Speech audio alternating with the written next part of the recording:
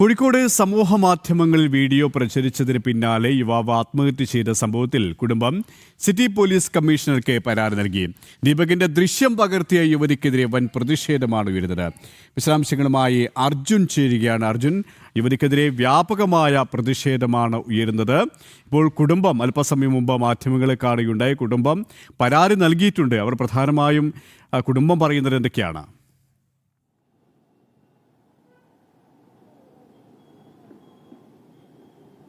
സുരേഷ്, അല്പസമയം മുമ്പാണ് കുടുംബം ഇത്തരത്തിൽ സിറ്റി പോലീസ് കമ്മീഷണർക്ക് അടുത്തെത്തി പരാതി നൽകിയത്. പരാതിക്ക് ശേഷം അവർ മാധ്യമങ്ങളോട് സംസാരിക്കുകയായിരുന്നു. അതായത് യുവതിക്കെതിരെ കുലക്കുറ്റം തന്നെ ചുമത്തണം എന്നുള്ളതാണ് ഇവർ പ്രധാനമായും ആവശ്യപ്പെടുന്നത്. അത്തരത്തിലാണ് പരാതിയിലുള്ളത്. കൊലക്കുറ്റം തന്നെ ചുമത്തണം. മാത്രമല്ല, ഇതിന് ഏക ഉത്തരവാദി, അതായത് ഇയാൾ മരിക്കാനുണ്ടായ ഏക ഉത്തരവാദി എന്ന് പറയുന്നത് ഈ യുവതി തന്നെയാണ്, മറ്റാരുമല്ല എന്നുള്ളതാണ് ഇവർ പ്രധാനമായും പറയുന്നത്. അതുകൊണ്ട് തന്നെ കൃത്യമായിട്ടുള്ള ഒരു നടപടി എടുക്കേണ്ടത് അത്യാവശ്യമാണ് എന്നുള്ളതാണ് ബന്ധുക്കൾ പറയുന്നത്. ഇതിൽ തന്നെയും വലിയ ദാരുണമായിട്ടുള്ള ഒരു സംഭവമാണ് കഴിഞ്ഞ ദിവസം നടന്നത്.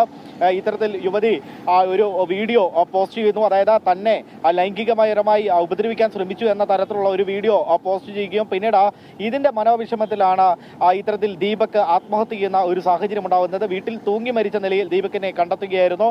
തുടർന്നാണ് പിന്നീട് വലിയ രീതിയിലുള്ള ഒരു പ്രതിഷേധം ഈ സമൂഹ മാധ്യമങ്ങളിലടക്കം ഉണ്ടാകുന്നത്. യുവതിക്കെതിരെ വലിയ രീതിയിലുള്ള പ്രതിഷേധമാണ് ഓരോ സ്ഥലത്തു നിന്നും ഉയർന്നു വന്നത്. അതിനുശേഷമാണ് പിന്നീട് ഇത്തരത്തിൽ പരാതി കൊടുക്കുവാനുള്ള ഒരു തീരുമാനത്തിലേക്ക് കുടുംബം എത്തിയതും ഇന്ന് അല്പസമയം മുമ്പ് ഈ കമ്മീഷണർ ഓഫീസിലേക്ക് എത്തി കുടുംബം ഈ പരാതി നൽകുന്ന ഒരു സാഹചര്യം ഉണ്ടായതും. അതായത് ഇവർ പറയുന്നത് കൃത്യമായി തന്നെ ഇവർ പറയുന്നത് ഇതിന് ഏക ഉത്തരവാദി എന്ന് പറയുന്നത് ആ യുവതിയാണ്.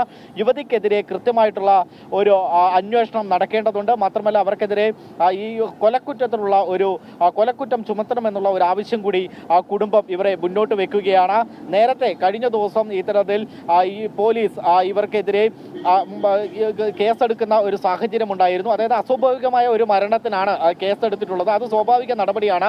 അത്തരത്തിലുള്ള നടപടിയല്ല ആവശ്യം, അത്തരത്തിലുള്ള കേസല്ല ആവശ്യം. കൃത്യമായി തന്നെ കൊലക്കുറ്റത്തിന് കേസെടുക്കണം എന്നുള്ളതാണ് പ്രധാനമായും കുടുംബം പറയുന്നത്. പോലീസ് കമ്മീഷണർക്ക് മാത്രമല്ല, മനുഷ്യാവകാശ കമ്മീഷനും DGPക്കും അതുപോലെ തന്നെ മുഖ്യമന്ത്രിക്കും കുടുംബം ഇന്ന് പരാതി നൽകും എന്നുള്ളതാണ് നമുക്ക് മനസ്സിലാക്കാൻ സാധിക്കുന്നത്. ഇമെയിൽ വഴി മുഖ്യമന്ത്രിക്കും അതുപോലെ തന്നെ DGPക്കും അടക്കം പരാതി നൽകും എന്നുള്ളതാണ് ആ കുടുംബം പറയുന്നത്. എത്രയും പെട്ടെന്ന് തന്നെ തങ്ങൾക്ക് നീതി ലഭിക്കേണ്ടതുണ്ട്. നമുക്ക് നേരത്തെ നമ്മൾ പറഞ്ഞതുപോലെ തന്നെ ഇതിനു മുമ്പും ഇത്തരത്തിലുള്ള സമാനമായ കേസുകൾ ഒന്ന് രണ്ടെണ്ണം ഈ അടുത്തു തന്നെ ഉണ്ടായിട്ടുണ്ട്. അതിൽ പ്രധാനപ്പെട്ടതാണ് വയനാട് ഉണ്ടായിരുന്ന ഒരു സംഭവം എന്ന് പറയുന്നത്.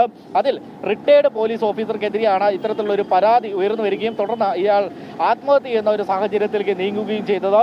ഇങ്ങനെ പൊതുവെ സമൂഹ മാധ്യമങ്ങളിൽ ഇങ്ങനെ വരുന്നുണ്ടെങ്കിൽ അത്തരത്തിലുള്ള വീഡിയോകൾ എടുത്ത പോലീസ് സ്റ്റേഷനിൽ കൊടുക്കുകയോ മറ്റ് അധികൃതർക്ക് കൊടുക്കുകയോ ചെയ്യുകയല്ലാതെ ഈ ഒരു സമൂഹ മാധ്യമങ്ങളിൽ ഇത്തരത്തിൽ ഉപയോഗിക്കരുത് എന്നുള്ള ഒരു അപേക്ഷ കൂടിയാണ് കുടുംബം മുന്നോട്ട് വെക്കുന്നത്. സ്വാഭാവികമായിട്ട് തെറ്റ് ചെയ്യുകയോ തെറ്റ് ചെയ്യാതിരിക്കുകയോ ചെയ്യട്ടെ, പക്ഷേ ഇത്തരത്തിലുള്ള വീഡിയോ സമൂഹ മാധ്യമങ്ങളിൽ പ്രചരിപ്പിച്ചുകൊണ്ട് ചിലപ്പോൾ ഒരു നിരപരാധി ആയിരിക്കാം ഇത്തരത്തിൽ പെടുന്നത് എന്നുള്ള ഒരു കാര്യം കൂടിയാണ് പ്രധാനമായി ഓർമ്മിപ്പിക്കുന്നത്. മറ്റൊരു കാര്യം എന്ന് പറയുന്നത്, ഈ യുവതി ഒരു ജനപ്രതിനിധി കൂടിയായിരുന്നു. കഴിഞ്ഞ തവണ ലീഗിലൊക്കെ മത്സരിച്ച് വിജയിച്ച ഒരു യുവതി കൂടിയാണ് ഇത്തരത്തിലുള്ള ഒരു കേസിൽ ഇത്തരത്തിലുള്ള ഒരു സംഭവത്തിൽ ഉൾപ്പെട്ടിട്ടുള്ളത് എന്നുള്ളതാണ് നമുക്ക് മനസ്സിലാക്കാൻ സാധിക്കുന്നത്. സുരേഷ്, സിറ്റി പോലീസ് കമ്മീഷണർക്കടക്കം കുടുംബം പരാതി നൽകിയിട്ടുണ്ട്. അതേസമയം തന്നെ യുവതിക്കെതിരെ വലിയ രീതിയിലുള്ള പ്രതിഷേധമാണ് ഉയർന്നുകൊണ്ടിരിക്കുന്നത്. അർജുൻ PS ആണ് വിശദാംശങ്ങൾ നൽകിയത്.